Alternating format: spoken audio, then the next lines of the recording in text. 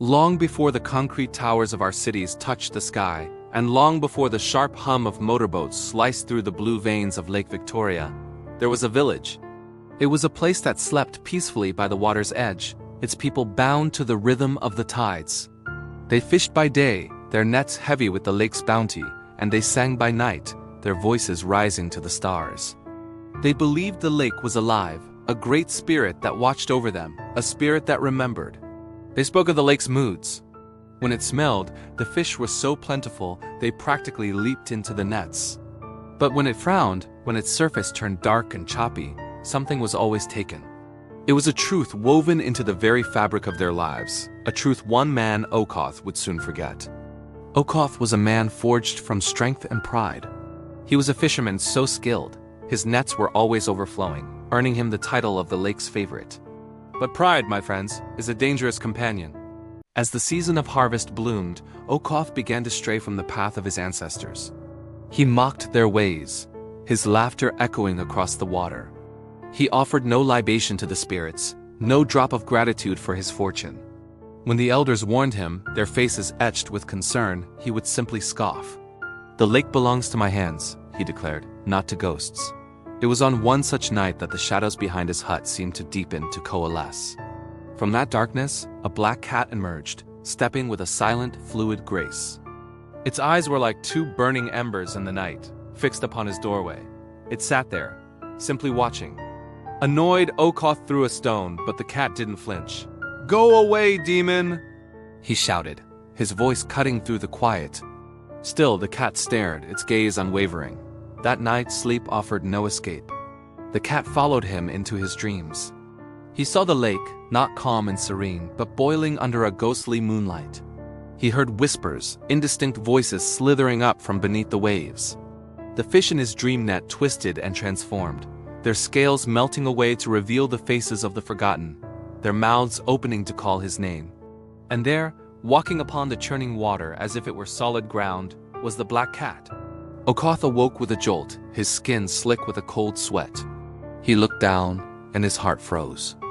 There, at the foot of his bed, were paw prints, wet paw prints leading from the lake. By dawn, a strange pall had fallen over the village. The fishermen returned with their nets, hanging limp and empty. The sky, once a brilliant blue, was now a heavy, oppressive gray. And everywhere Okoth went, the black cat followed, a silent, four-legged shadow. Some villagers whispered it was his own shadow, given life. Others believed it was an ancestor, returned to deliver a final warning. But Okoth only laughed, a sound louder and more defiant than before. On the third night, the lake began to rise. The wind, no longer a gentle breeze, screamed like a chorus of mourning women. The villagers watched in terror as the waves crashed against the shore. But Okoth, fueled by his stubborn pride, ran to his boat. He was determined to prove his power, to conquer the storm itself. "Wait!" the villagers begged, their voices lost in the wind. "The spirits are awake!" But he ignored their pleas, pushing his boat into the raging storm. "Let them watch!" He roared back at them. "I fear no spirits!" Just as his boat met the first great wave, the black cat leaped from the shore, landing silently on the bow. Okoth cursed, swinging his heavy oar to strike the creature. The moment the wood connected, the water around the boat turned inky black. A voice, ancient and vast, rose from the depths. It was not the sound of wind or water. "You strike the messenger," it boomed. "You strike the blood that bore you." Okoth's boat, once his source of pride, began to splinter and sink beneath him. The cat's eyes burned brighter than ever, not with fire, but with memory, with sorrow.